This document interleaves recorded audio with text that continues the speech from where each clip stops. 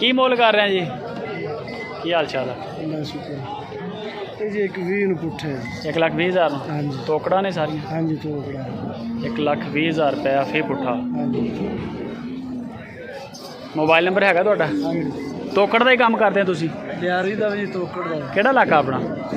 अपना जी भावनगर मंडी भावन- मदरसा मदरसा मंडी के रहने वाले जी। 1,20,000 रुपया पुट्ठा। नंबर बोलियो अपना। 0308 8 53 10 53 10 860 860। भावल नगर मदरसा मंडी बड़ी फेमस मशहूर मंडी है। वो कोल इन्हां दा डेरा 3 किलोमीटर 1,20,000 रुपया फी पुट्ठे के हिसाब नाल टोकड़ गाइयां ने 1 2 3 4 5 6 लाख दियां सारियां गावां।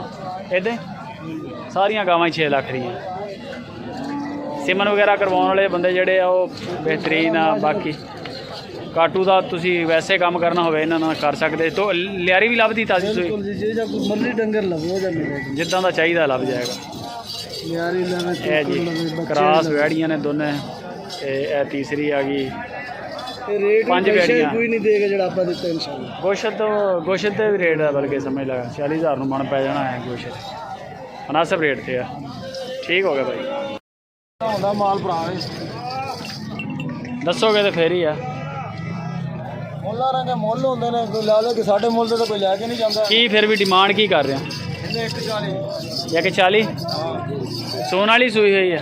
ਇਹ ਮੇਰਾ ਭਾਈ ਸੂਈ ਹੋਈ ਹੈ नंबर हैगा ਇਹਦਾ तेरा? ਮੇਰਾ ਤਾਂ ਆਪਦਾ ਨੰਬਰ ਕੋਈ ਨਹੀਂ ਭਾਈ ਨੰਬਰ ਪਲੇਟ ਹੀ ਨਹੀਂ ਲੱਗੀ। अच्छा अच्छा नंबर प्लेट ही नहीं लगी। 140 जी खाली है।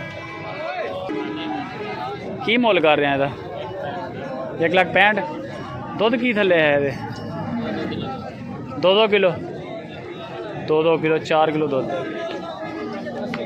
1,65,000। वो शब्द ही है जी वैसे सही हो गया।